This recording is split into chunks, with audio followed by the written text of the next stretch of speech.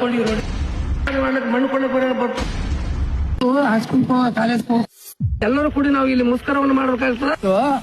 ಅವಾಗ paper statement ಆಗಿದೆ, ಎಲ್ಲಾನು ಆಗಿದೆ. ಇಲ್ಲಿವರೆಗೂ ಅಧಿಕಾರಿಗಳು ಮತ್ತು ಶಾಸಕರು ಇದ್ರ ಬಗ್ಗೆ ಯಾವ ಕ್ರಮ ಕೈಗೊಂಡಿಲ್ಲ.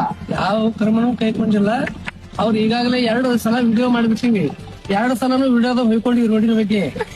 2 ಸಲ ಮಕ್ಕಳ ಸತ್ಯಕ್ಕೆ 10 ಕಣ್ಣ ನೀರು ತೆಗೆದ ಆ ಸಲ ವಿಡಿಯೋದಾಗ.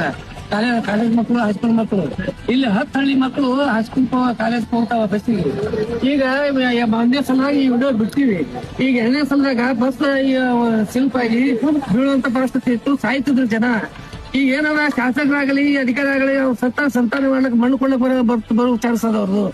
ಯಾಕಂದ್ರೆ ಈ ರೋಡ್ ಮಾಡುವಂತದ್ದು ಅಭಿವೃದ್ಧಿ ಮಾಡುವಂತ ಕೆಲಸ ಇಲ್ಲ ಇಲ್ಲಿ. ಯಾಕಂದ್ರೆ ಈಗ 4 ಸಲ ಹೇಳಿದ್ರು ಈ ರೋಡಿನ ಬಗ್ಗೆ ಅವ್ರು ಕೇರೆ ಮಾಡಿಲ್ಲ, ಅಧಿಕಾರಿಗಳಾಗ್ಲಿ ಮಾನ್ಯ ಶಾಸಕರಾಗ್ಲಿ.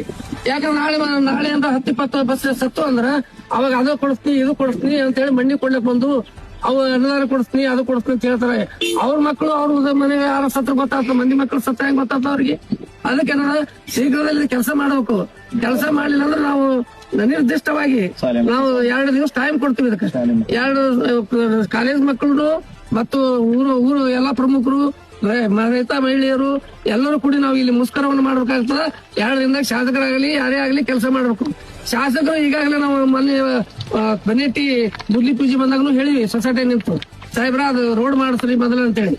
ಆಯ್ತು ಮಾಡಿಸ್ತೀನಿ ಅಂತಾರ. ಅವ್ರು ಅನುದಾನ ಇಲ್ಲ ಅಂತಾರೆ, ಇವ್ರಿಗೆ ಅನುದಾನ ಇರೋದಿಲ್ಲ, ಶಾಸಕರಿಗೆ ಅನುದಾನ ಇರೋದಿಲ್ಲ. ಯಾವ್ದೇ ಒಂದಿತ್ತು ಅನುದಾನ ಹಾಕ್ಬೇಕಿಲ್ಲ ಶಾಸಕರು. ಅಲ್ಲ ಈಗ ಪೀರಿಯಡ್ ಬಗ್ಗೆ ಹೇಳ್ತಾನ, ಆ ಗುತ್ತಿಗೆದಾರ ಬರ್ಬೇಕ್ರಿ, ಅವ್ರು ಬರ್ಬೇಕ್ರಿ, ಇವ್ರು ಬರ್ಬೇಕ್ರಿ ಅಂತ ಹೇಳ್ತಾನ. ಗುತ್ತಿಗೆದಾರ ಗುತ್ತಿಗೆ ಮಾಡಿ ಅವ್ರಿಗ ಒಂದು ತಿಂಗಳ ತನ ಇಲ್ಲಿ ಏನ್ ಮಾಡ್ಬೇಕು. ಈಗ ಏನಾದ್ರು ಬಸ್ಗಳನ್ನ ಹಿಂಗ ರಾಪುರ ಮೇಲೆ ಹೋಗಕತ್ತಾವ, ಇಲ್ಲ ಊರುಗಳು ಬಿಟ್ಟು ಬೇರೆ ಊರ್ ಮೇಲೆ ಅದು ಹೋಗಕತ್ತಾವ ರೋಡಿನ ಸಲುವಾಗಿ. ಅದಕ್ಕಾಗಿ ಶೀಘ್ರದಲ್ಲಿ ಈ ಕೆಲಸ ಮಾಡ್ಬೇಕು. ಇನ್ನು 2 ದಿನದಲ್ಲಿ ಮಾಡ್ಬೇಕು.